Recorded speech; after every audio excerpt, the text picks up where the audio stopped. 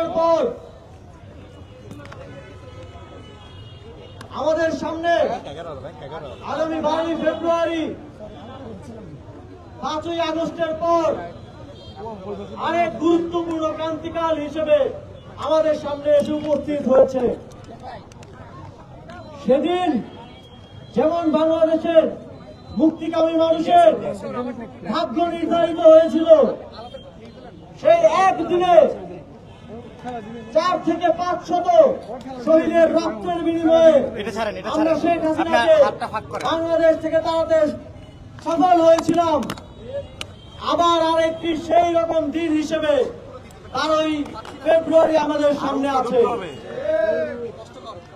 সেই দিনটির জন্য আমরা 17 বছর প্রস্তুতি নিয়েছিলাম, কিন্তু এখন আমাদেরকে আর রক্ত দিতে হবে না, আমাদেরকে সিল দিতে হবে এবং একটি সিলের মাধ্যমেই আমরা সহস্র শহীদের রক্তের মাধ্যমে যা অর্জন করেছিলাম তা রক্ষা করতে পারবো। বন্ধুগণ, এই সুযোগ আমাদেরকে কাজে লাগাতে হবে। আমরা দেখেছি জুলাই গণঅভ্যুত্থানের পর ঠিক 5ই আগস্টের আগে 17 বছর যেভাবে এদেশের মানুষকে অত্যাচার, নিপীড়ন, গুম, খুন, জেলখানায় অত্যাচার করা হয়েছে, তার একটা ডেমো আমরা গত 16 মাসে দেখেছি। আমরা দেখেছি 17 বছরের অত্যাচারের নতুন রূপ হাজির হয়েছে।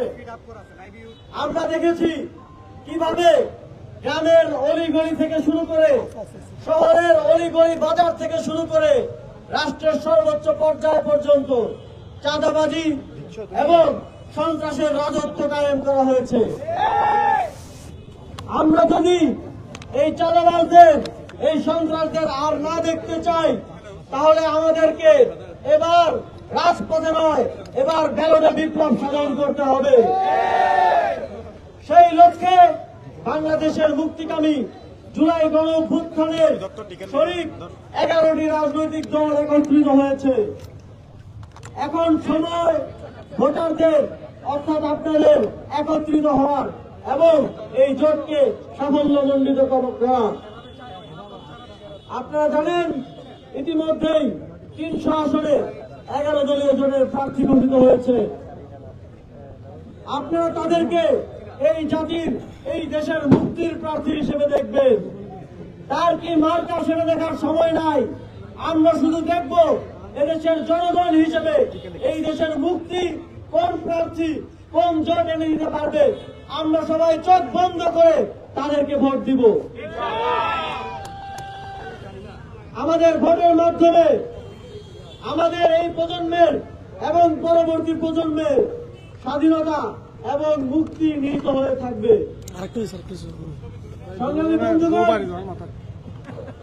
এই 11 দলীয় জোটের পক্ষ থেকে আপনাদের বোয়ালখালী অর্থাৎ চট্টগ্রাম 8 আসনে প্রার্থী হিসেবে মনোনীত হয়েছেন আমাদের সকলের প্রিয় বিপ্লবী জোবাইরুল হাসান আরিফ ভাই।